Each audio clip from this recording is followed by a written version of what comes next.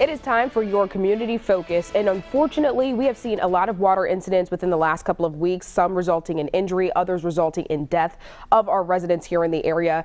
And so here to talk about this is Michael Healey with the Department of Environmental Management. Mike, thank you so much for being with us to talk about this today. Chelsea, thanks for having us on. It's a super important topic, and as a state agency, that one of our main functions is to provide facilities for people to enjoy. We obviously have a role to play in trying to protect people who come to those facilities. And let's just talk about why some of these incidents are happening. What are the factors that are playing into people getting hurt out on the water? Yeah, so I can really only speak to the incidents that have happened at state properties at Lincoln Woods, for example, or state beaches. But I think for sure across the board, what we've seen, and this has been a brutal summer. A lot of drownings.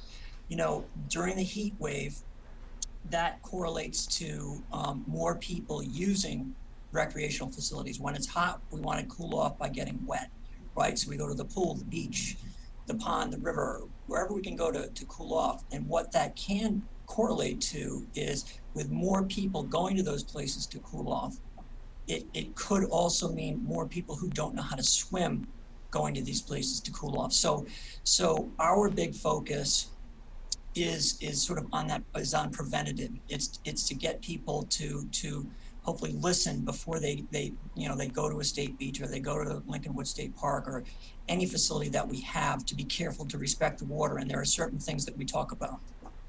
And Mike, let's also talk about the equity of it all. We briefly discussed this yesterday, and like you just said, some people are going to bodies of water and really don't even know how to handle it.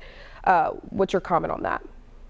Yeah, there is a big equity piece here, and it's very important. And as a state and as a society, we have to figure out a way to ensure that everybody has the right to learn how to swim. It's not just a swimming skill; it's a life skill. And I have children, and I've also had the luck to have the means to pay for swim lessons for all of my kids, so it was a priority, and I had the privilege of having the means to pay for those lessons. So my kids learned to swim. Not every family's like that in Rhode Island. Probably most families are not like that. So we need a coalition, some sort of public-private partnership to really tackle this issue, so that everybody learns how to swim. Because when it's hot and in the summertime, we want everybody to enjoy our facilities because they're public. But as a culture and as a state, we have a long way to go to really help people, prepare people with this life skill. And Mike, a coalition might be, something to definitely develop and look into. But as of right now, what can people do before they head out to the water to protect themselves, to protect their kids, and anybody that will be at risk? Yeah, sure. So if you come to a state beach or a state swimming area, please swim inside the ropes. We have clearly marked swimming areas. Swim in the vision of lifeguards. If you have children, toddlers especially, don't let them out of your sight. But whether they're toddlers or young children, or even teenagers, teenagers or teenage boys age 15 to 19 are 10 times more likely to drown than teenage girls 15 to 19. That's according to the American Academy of Pediatrics. It's if you don't know how to swim, please don't go in the water. Even if you do know how to swim, go in with a buddy.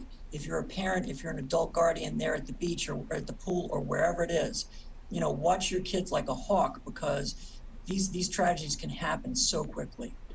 Yeah, a lot of valuable information. This is life-changing stuff. Mike Healey, thank you so much for joining us here at 4 today.